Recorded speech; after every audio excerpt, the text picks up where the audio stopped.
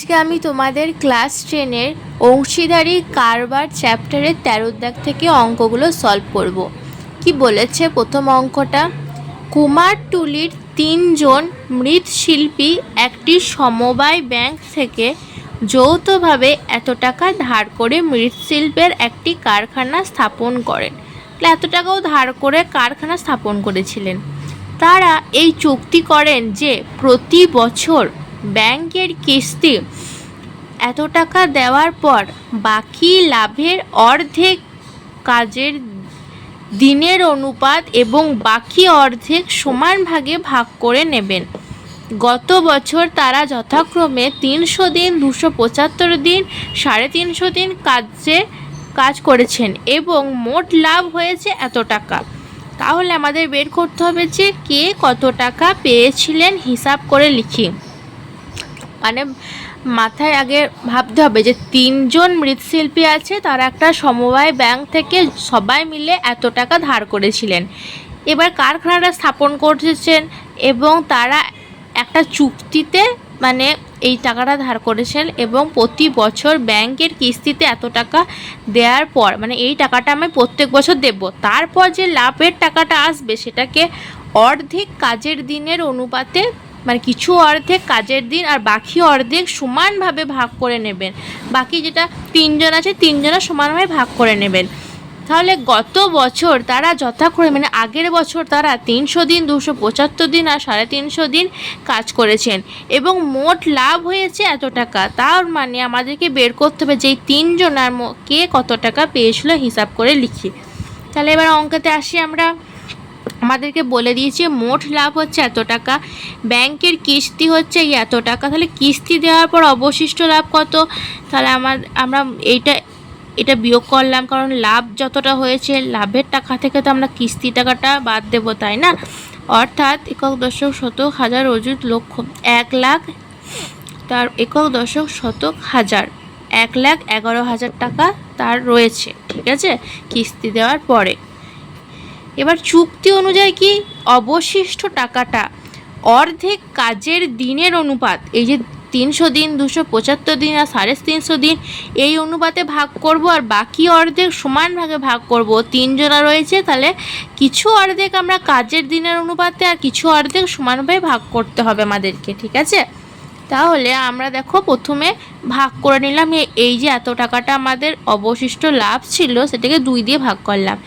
প্রথম যে ভাগের টাকাটা সেটা কাজের দিনের অনুপাতে ভাগ হবে আর বাকি টাকাটা কি করবে, সমানভাবে ভাগ হয়ে যাবে 3 জনের মধ্যে। এই জায়গাটা বুঝতে পারলে তো? অর্থাৎ যে আমাদের যে মোট লাভটা হয়েছে সেই মোট লাভের টাকা দিয়ে প্রথমে আমরা কি করব, ব্যাংকের কিস্তিটাকে মেটাবো। এবার ব্যাংকের কিস্তি আমার এত টাকা ছিল, আমি মিটিয়ে দিয়েছি, তার মানে এই যে টাকাটা ছিল সেই টাকাটা থেকে এই টাকাটা বাদ দিলে কি পাবো, যে অবশিষ্ট লাভ কত টাকা হয়েছে সেই টাকাটা বের করেছি। এরপর চুক্তি অনুযায়ী এই যে টাকাটা রয়েছে এই টাকাটা অর্ধেকটা হচ্ছে কাজের দিনের অনুপাতে ভাগ হবে আর বাকি অর্ধেক কি হবে, সমান ভাগে ভাগ হবে। আমাদের মেম্বার ছিল 3, তাহলে 3 জনের মধ্যেই অর্ধেক টাকাটা ভাগ হবে বাকি। তাহলে প্রথম যে ভাগের টাকাটা আছে সেই টাকাটা কাজের দিনের অনুপাতে আমরা ভাগ করে দেখি। তাহলে কাজের দিনের অনুপাতে ভাগ হলে 3 জনের কাজের দিন হচ্ছে 300:275:350, এটা আমরা অনুপাতে ভাগ করলাম।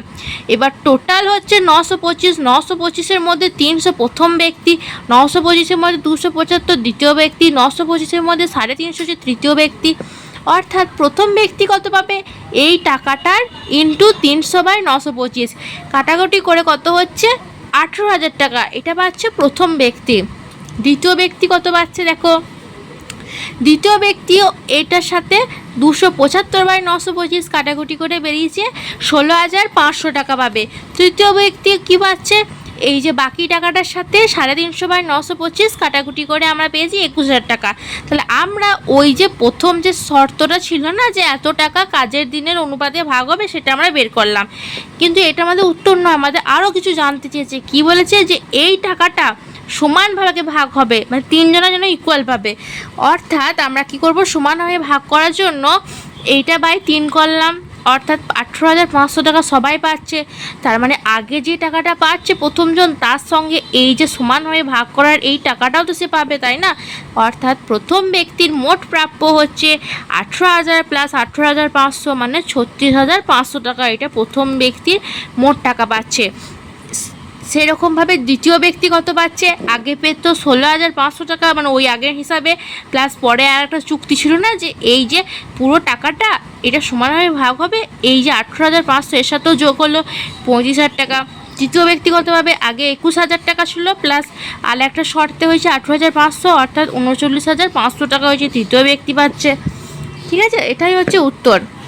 তাহলে আমি অঙ্কটা আরেকবার করে বলে দিচ্ছি ভালো করে, যে তিনজনা মিলে যখন একটা ব্যাংক থেকে টাকাটা ধার নিল, সেই টাকাটা নেওয়ার পরে ওই ব্যাংকের যে চুক্তি ছিল, মানে কিস্তিতে যে টাকাটা নিয়েছিল, সেই টাকাটা আমাকে ফেরত দিতে হবে।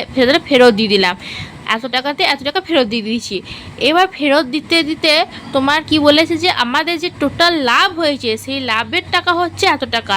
তাহলে এত টাকা যখন আমাদের লাভ হয়েছে, আর এই টাকাটা যখন আমাদের ফেরত দিতে হবে, তাহলে অবশিষ্ট লাভটা আমি বের করলাম।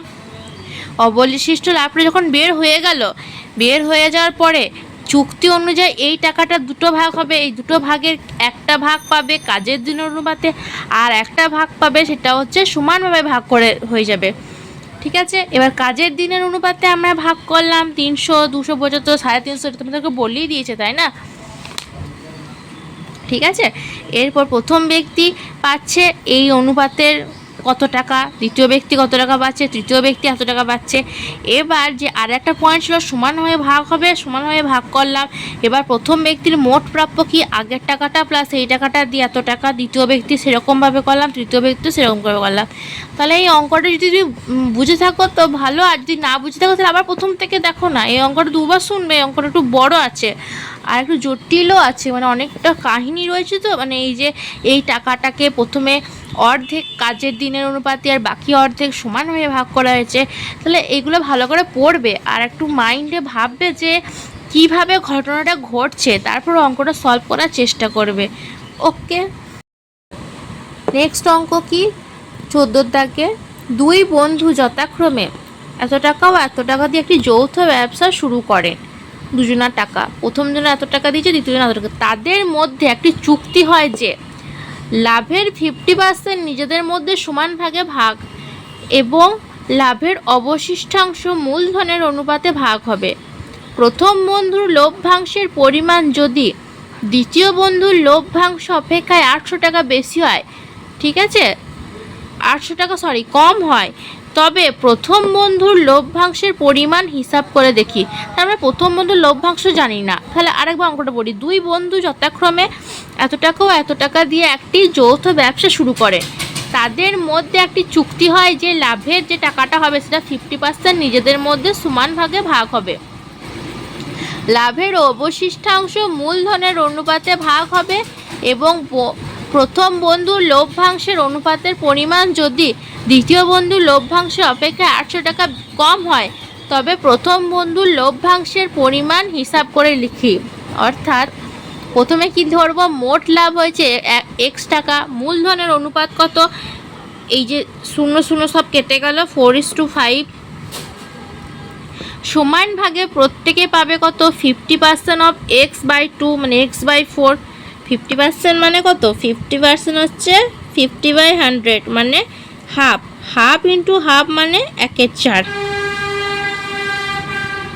তাহলে সমানভাবে ভাগে প্রত্যেকে পাবে x/4। অবশিষ্ট কত? x/2 টাকা কি অনুপাতে ভাগ হবে, অর্থাৎ 4:5 অনুপাতে ভাগ হচ্ছে। তার মানে প্রথম বন্ধু পাবে কত? প্রথম বন্ধু কত? 4/9 ইন্টু x/2 মানে 2x/9। 2 কেটে দিলাম। তাহলে প্রথম বন্ধুর মোট লভ্যাংশ কত? আগে ছিল x/4 প্লাস এখন 2x/9। কাটাকুটি করলাম, 9×4 36, 4×9 36, 9x, 9×4 36 মানে 8x মানে 17x/36। এরপর আমরা দ্বিতীয় বন্ধুর করি। দ্বিতীয় বন্ধুর মোট লভ্যাংশ কত? x/4 প্লাস এই যে 9 হয়েছে 5/9 ইন্টু x/2 অর্থাৎ 19x/36। এবার প্রশ্ন অনুসারে কি বলেছে? এই যে দেখো প্রশ্নে কি বলেছে তোমাদের, লভ্যাংশ অপেক্ষায় 800 টাকা যদি কম হয়েছে মানে নেগেটিভে আসবে সাইনটা, ওরকম করে মনে রাখবে যে 19x/36 মাইনাস 17x/36 সমান 800 টাকা। 36 হচ্ছে লসাগু, 19 মাইনাস 17 হচ্ছে 2x 2 18 36 x into x equal to 18 144, তাহলে এত টাকা হচ্ছে এক্সের ভ্যালু। তার মানে প্রথম বন্ধুর লভ্যাংশ কত? 17/36 ইন্টু এত টাকা, অর্থাৎ 36 দিয়ে কাটাকুটি করলে আর গুণ করলে 17 4 68, 6800 টাকা। তাহলে প্রথম বন্ধুর লভ্যাংশ হচ্ছে 6800 টাকা। মানে প্রথম বন্ধুর লভ্যাংশটাই জানতে চেয়েছিল। ওকে, আর 17 দিয়ে গুণ করলাম, কারণ এই দেখো প্রথম বন্ধুর মোট লভ্যাংশ ছিল 17x/36, এক্সের মানটা আমরা পুট করে দিয়েছিলাম, সেই জন্য কাটাকুটি করে এই মানটা বেরিয়ে এলো। ঠিক আছে, আচ্ছা আমি আর একবার বলে দিচ্ছি, দেখো ভালো করে। প্রথমে আমরা যখন কিছু জানি না মানে সেটাকে আমরা এক্স ধরে নেবো, সেটা তো আমরা জানি যে মোট লাভটা আমরা জানি না, তাই আমরা এক্স ধরে নিলাম। ধরি মোট লাভ হয়েছে x টাকা। মূলধনের অনুপাত কত? এইটা আমাদেরকে বলে দিয়েছে, মূলধনটা কে কত দিয়েছে, মানে 4:5। সমান ভাগে ভাগ হয়েছে, তাহলে প্রত্যেকে পাবে কত? এক্সের 50%, কারণ অর্ধেক বলেছে, তাহলে x/4। অবশিষ্ট x/2 টাকা কী করবে? 4:5 অনুপাতে ভাগ হবে, অর্থাৎ প্রথম বন্ধু পাবে কত? এই যে মোট অনুপাত হচ্ছে 9, 4-এর 9 ইন্টু x/2, তার মানে 2x/9। প্রথম বন্ধুর মোট লভ্যাংশ কত? x/4 plus 2x/9। 36 হয়েছে লসাগু, 4 9 36 মানে 9x, 9 4 36 মানে 4 2 8, তো 9 আর 8 হয় 17, 17x/36। এরপর দ্বিতীয় বন্ধুর মোট লভ্যাংশ কত হয়েছে? x/4 প্লাস 5-এর 9 ইন্টু x/2, অর্থাৎ 19x/36। এবার প্রশ্ন অনুসারে কি বলেছে? 800 টাকা কম হবে, অর্থাৎ দ্বিতীয় বন্ধু থেকে প্রথম বন্ধুর লভ্যাংশ বিয়োগ করলে 800 টাকা কম হচ্ছে। এবার বিয়োগ করলাম, বিয়োগ করে এক্সের মানটা পেলাম, ঠিক আছে, 14,400 টাকা। এবার যে প্রথম বন্ধুর মোট লভ্যাংশ জানতে চেয়েছে 17x, এই এক্সের জায়গায় মানটা পুট করলাম, কাটাকুটি করে আমরা 17 4 হয় 68 দিয়ে এত টাকা। তাহলে প্রথম বন্ধুর লভ্যাংশ হচ্ছে 6,800 টাকা। এটাই হচ্ছে উত্তর। বোঝা গেছে? নেক্সট অঙ্ক 15 দাগ কি বলেছে? পূজা, উত্তম ও মেহের যথাক্রমে 5,000 টাকা, 7,000 টাকা, 10,000 টাকা মূলধন নিয়ে একটি অংশীদারি কারবার এই শর্তে শুরু করেছে। প্রথম শর্ত কি? কারবার চালানোর মাসিক খরচ 125 টাকা। 2 নম্বর শর্ত কি? হিসাবপত্র রাখার জন্য পূজা ও উত্তম প্রত্যেকে মাসিক 200 টাকা পাবে। তাহলে বছরের শেষে 6,960 টাকা লাভ হলে তা থেকে কে কত টাকা পাবে হিসাব করে লিখি। কি বলেছে? পূজা, উত্তম ও মেহের যথাক্রমে এত টাকা এত টাকা এত টাকা দিয়ে মূলধন দিয়ে একটা অংশীদারি কারবার করে। শর্ত বলে দিয়েছে, দুটো শর্ত। কারবার চালানোর মাসিক খরচ 125 টাকা। হিসাবপত্র রাখার জন্য পূজা ও উত্তম প্রত্যেকে মাসিক এত টাকা পাবে। বছরের শেষে 6,960 টাকা লাভ হলে তা থেকে কে কত টাকা পাবে হিসাব করে লিখি। তাহলে প্রথমে মোট লাভ ছিল, সেটা দেখলাম 6,960 টাকা। মাসিক খরচ হচ্ছে 125 টাকা। এক বছরে খরচ কত? মাসে যদি 125 হয় তাহলে 12 মাসে 1 বছর, অর্থাৎ বছরে খরচ হচ্ছে 1,500 টাকা হয়েছে। এরপরে পূজা, উত্তমে প্রত্যেককে মাসে 200 টাকা করে পাবে, তাহলে এক বছরে কত পাবে? 12 ইন্টু 2 মানে 24, তাহলে 2,400 টাকা করে পাবে। ঠিক আছে, তা দুজনে মোট কত পাবে? 2400 তো একজনা পাচ্ছে, দুজনা তাহলে কত হবে? 24 24 48, ঠিক আছে, মানে 4800 টাকা। দুটো শূন্য হবে, ঠিক আছে। এবার এত টাকা পাচ্ছে। এবার মোট লাভ 6,960 টাকা, তাহলে অবশিষ্ট লাভ কত? 6,960 টাকা, এই যে 1,500 টাকা প্লাস 4,800 টাকা, এই যে 4,800 টাকা, এই দুটো শূন্য লিখলাম, তার মানে 660 টাকা। ওকে, 660 টাকা মূলধনের অনুপাতে ভাগ হবে। মূলধনের অনুপাত কত ছিল? 5,000, 7,000 আর 10,000, মানে 5:7:10। শূন্য শূন্য কেটে গেল। মোট অংশ কত? তাহলে 5 এর সাথে 12 আর 10 22। এবার মোট 660 টাকা ভাগ এবার 660 টাকা ভাগ, তাহলে পূজা কত পাচ্ছে, উত্তম কত পাচ্ছে, আর মোহর কত পাচ্ছে। ঠিক আছে, পূজার অংশ কত, 660 ইন্টু 22, 5-এর 22, 150 টাকা। উত্তমের অংশ কত, 210 টাকা, আর মোহরের অংশ হচ্ছে 300 টাকা। কাটাকুটি করে হিসাব করলাম। এবার পূজা কত পাবে, আগে পাচ্ছিল এই যে মোট 2400 টাকা, প্লাস এখন আবার 150 টাকা বাড়ছে, অর্থাৎ 2550 টাকা। উত্তম পাচ্ছে 2400 প্লাস 210, 2610 টাকা। কিন্তু মোহর শুধু 300 টাকা হবে, কারণ মোহর তো এখানে কন্ট্রিবিউট করে নাই না, তাহলে এখানে শুধু মোহর 300 টাকা পাবে। তাহলে অঙ্কটা আমি আর একবার বলে দিচ্ছি ভালো করে দেখো। প্রথমে আমরা কী করবো, মোট লাভটা বের করব। মোট লাভ বলেই দেওয়া আছে, ঠিক আছে। এবার মোট লাভের মাসিক খরচ হচ্ছে 125 টাকা। এক মাসে যদি 125 টাকা খরচ হয়, তাহলে 12 মাসে 1 বছর, 1 বছরে কত হবে সেটা হিসাব করলাম। এবার পূজা উত্তম প্রত্যেকে মাসে 200 টাকা করে দেওয়া হবে, তাহলে 1 বছরে কত দেবে, 12 আর 2 24, আর দিয়ে 2 শূন্য, এত টাকা। তাহলে দুজনে মোট কত টাকা পাচ্ছে, তাহলে এটা তো একজনা পাবে না, তাহলে দুজনা হলে এই একজন আর এটা দ্বিতীয় জন, প্রথম জন দ্বিতীয় জন, তাহলে এত হচ্ছে, এটা 48, মানে এটা লিখে দেবে। ঠিক আছে, এত টাকা। 24 24 48, 2 শূন্য বসে গেল। এবার মোট লাভ বলে দিয়েছে এত টাকা। অবশিষ্ট লাভ কত, মানে এইটা বাড়ছে ওইটা বাড়ছে, তাহলে মোট লাভ থেকে ওটা তো মাইনাস করতে হবে না, 660 টাকা। এবার 660 টাকার মূলধন অনুপাতে ভাগ হবে। মূলধন অনুপাতটা আমাদের বলে দেওয়া হয়েছে, সেটাকে আমরা অনুপাতে বের করলাম। 660 টাকা যে ভাগটা, সেটা পূজা কত পাচ্ছে, উত্তম কত পাচ্ছে, মোহর কত পাচ্ছে, সেটা বের করলাম।